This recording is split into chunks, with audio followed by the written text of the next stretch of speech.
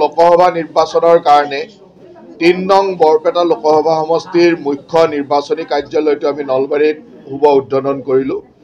ইতিমধ্যে আমি গোটেই অসমতে আমাৰ ১৪টা লোকসভাৰ কাৰণে আমি এনেকুৱা ধৰণৰ মুখ্য নিৰ্বাচনী কাৰ্যালয় আৰম্ভ কৰিছোঁ আৰু বিভিন্ন স্থানত আমি নিজৰ আমাৰ দলৰ সুবিধামতে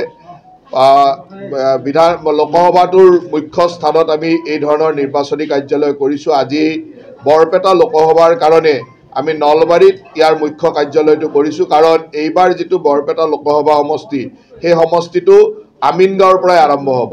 গতিকে এই লোকসভা সমষ্টিত হাজো, শুৱালকুছি, বৰক্ষেত্ৰী, নলবাৰী, টিহু আৰু বজালি আপটো বঙাইগাঁও, অভয়পুৰীলৈকে আছে। গতিকে এই গোটেইখিনি ঠাইৰ মুখ্য ঠাই হিচাপে আমি নলবাৰী আমাৰ মুখ্য ঠাইৰ দৰে হয়, কাৰণ এইফালে আমিনগাঁৱৰ পৰা আৰম্ভ হয়। সেইকাৰণে আমি এইবাৰ এই কাৰ্যালয়টো নলবাৰী জিলা কাৰ্যালয়তে আমি আৰম্ভ কৰিছোঁ। আৰু আমাৰ দলৰ কথাটো হ'ল যে আমি দলে নিৰ্বাচনৰ কাম আৰম্ভ কৰিলোঁ, কাৰ্যালয় আৰম্ভ কৰিলোঁ, তাৰ লগে লগে নিৰ্বাচনী সমিতি, তাৰ লগে লগে প্ৰতিটো বিধানসভা পৰ্যায়ত নিৰ্বাচনী কাৰ্যালয়, তাৰ নিৰ্বাচনী সমিতি আমি ইতিমধ্যে কাম আৰম্ভ কৰিছোঁ আৰু খুব কম দিনৰ ভিতৰতে এইবিলাক গঠন কৰা হ'ব আৰু সেইমতে নিৰ্বাচনৰ কাম চলাই থাকিব। আমাৰ নিৰ্বাচনৰ প্ৰাৰ্থীলৈ কোনো কথা নাই, প্ৰাৰ্থী যেতিয়া ঘোষণা হৈ থাকিব। প্ৰাৰ্থী ঘোষণাৰ লগত আমাৰ নিৰ্বাচনী কাৰ্যালয়ৰ কোনো হেৰি নাই। আমাৰ নিৰ্বাচনী কাৰ্যালয় আমাৰ দলৰ ফালৰ পৰা আৰম্ভ কৰা হ'ল আৰু সেইমতে নিৰ্বাচনৰ যি কাম আমাৰ কৰণীয় থাকিব সেই কাম আমাৰ চলি থাকিব। আমাৰ দলৰ মাজত যিখিনি আলোচনা সেইখিনি ৰাষ্ট্ৰীয় পৰ্যায়ত, ৰাজ্যিক পৰ্যায়ত হ'ব আৰু সেই ধৰণে আলোচনা কৰি যি ধৰণৰ আসন ভাগ বতৰা হ'ব সেইটো হ'ব। কিন্তু এই নিৰ্বাচনী কাৰ্যালয়টো হ'ল বৰপেটা লোকসভা সমষ্টিৰ নিৰ্বাচনী কাৰ্যালয়। ইয়াত প্ৰাৰ্থী কোন হ'ব সেইটোলৈ আমাৰ কথা নাই। কাইলৈ যদি ইয়াত ভাৰতীয় জনতা দলৰ প্ৰাৰ্থী হয় তেতিয়াহ'লে ভাৰতীয় জনতা দলৰ প্ৰাৰ্থী হিচাপে কাম চলিব। যদি অসম গণ পৰিষদ দলৰ প্ৰাৰ্থী হয় অসম গণ পৰিষদৰ এইটোৱেই নিৰ্বাচনী কাৰ্যালয়। গতিকে কথাটো হ'ল যে ইয়াত ভাৰতীয় জনতা পাৰ্টি আৰু ইয়াৰ মিত্ৰ দলৰ মুখ্য নিৰ্বাচনী কাৰ্যালয়টো আমি ইয়াত শুভ উদ্বোধন কৰিম। এই ধৰণৰ কথাবিলাক মোৰ লেভেলৰ কথা নহয়, মই ক'ব পৰা কথা নহয়। এয়া ৰাজ্যৰ শীৰ্ষ নেতৃত্ব আৰু ৰাষ্ট্ৰীয় নেতৃত্বৰ মাজত আলোচনাৰ মাজেৰে হ'ব আৰু সেয়া পিছৰ পৰ্যায়ৰ কথা। আমাৰ নিৰ্বাচনী কাম কৰাটো আমাৰ কাম আৰু এই নিৰ্বাচনৰ কাৰণে 3টা ক্লাষ্টাৰৰ দায়িত্বত মই আছোঁ। গুৱাহাটী, বৰপেটা আৰু দৰং, ওদালগুৰি।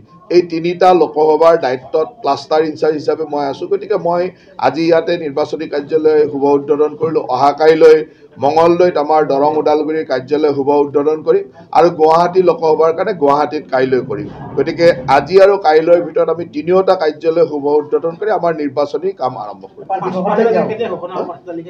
প্ৰাৰ্থী তালিকা সময়ত হৈ থাকিব আৰু প্ৰাৰ্থী তালিকা যেতিয়া নিৰ্বাচন ঘোষণা হ'ব তাৰ লগে লগে হৈ থাকিব। ইতিমধ্যে কংগ্ৰেছ বিভিন্ন নেতাই বিজেপিত যোগদান কৰিলে। কালি বিস্মিতা গগৈয়ে এটা বিস্ফোৰক অভিযোগ কৰিছে যে তেওঁ কংগ্ৰেছত নাৰী সুৰক্ষিত নহয় বুলি অভিযোগ কৰিছে। অংকিতা দত্তই তেওঁ অভিযোগ কৰিছে। কি ক'ব?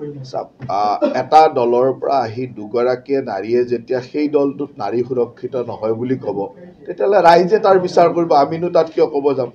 আমাৰ কোৱাৰ প্ৰয়োজন নাই, কাৰণ সেই দলটোত সেই দুগৰাকী নাৰী বহুদিন ধৰি কাম কৰিছিল আৰু এনেকুৱা নহয় সেই দুয়োগৰাকী নাৰীয়ে সেই দলটোত যথেষ্ট ত্যাগ কষ্ট কৰিছিল। সেই দলটোৰ পৰা বিধায়ক হৈছিল, মন্ত্ৰী হৈছিল।